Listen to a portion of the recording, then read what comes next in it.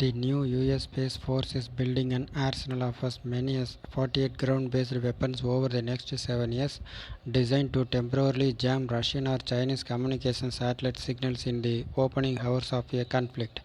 The first system, made by L3Harris Technologies Inc, was declared operational last month after years of development, and the Space Force has taken delivery of 16 of them.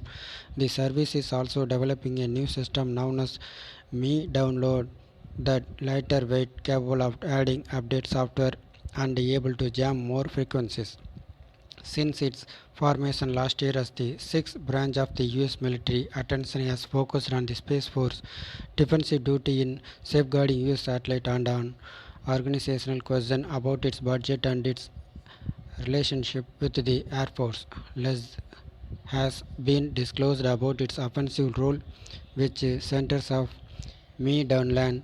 Nothing else we are doing in Space Force is offensive in nature, where we are actually going after an adversary, led Lieutenant Colonel Stephen Brogan, a unit head in the Combat System branch of the Air Force Space and Missile Systems Center, which is managing development and procurement.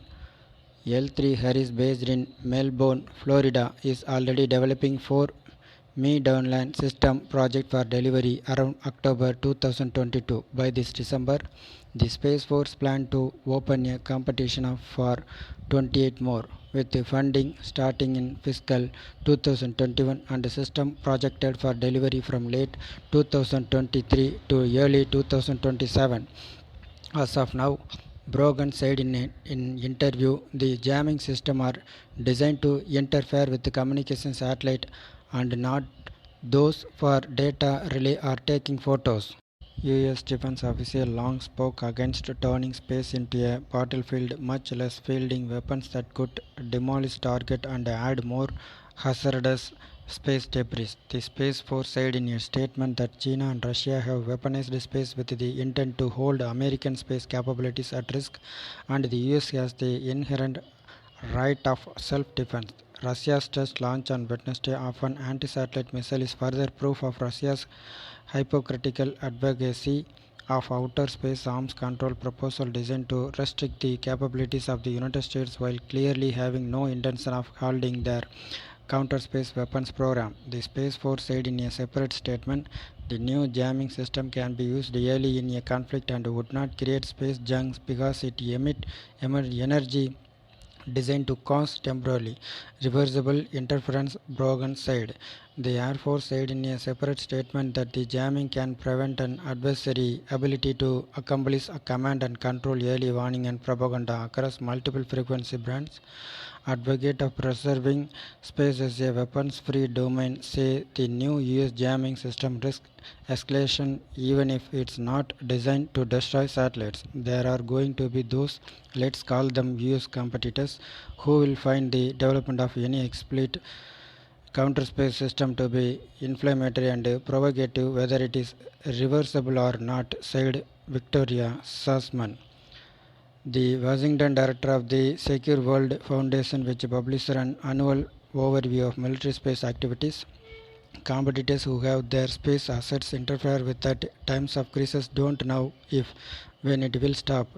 It is possible that they will have to assume that is irreversible and go from there, she said.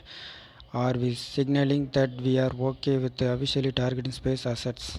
According to the Pentagon's Defense Intelligence Agency, China and Russia rank behind the US in the number of orbiting satellites. As of late 2016, Russia had about 40 communication satellites in orbit.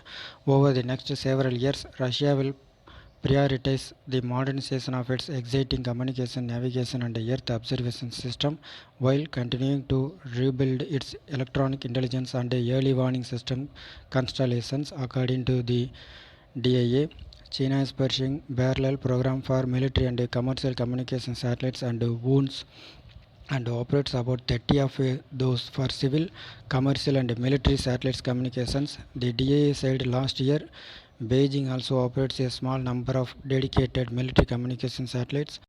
The new Meadowland system has two racks of equipment instead of the 14 on the one deployed last month, saving 10,000 square feet of storage space and making the system more compact and easier to deploy broadside. Unlike the current model, Meadowland will use more open architecture software and updates that allow for a additional capability to go after more satellites using more techniques as they are developed broadside.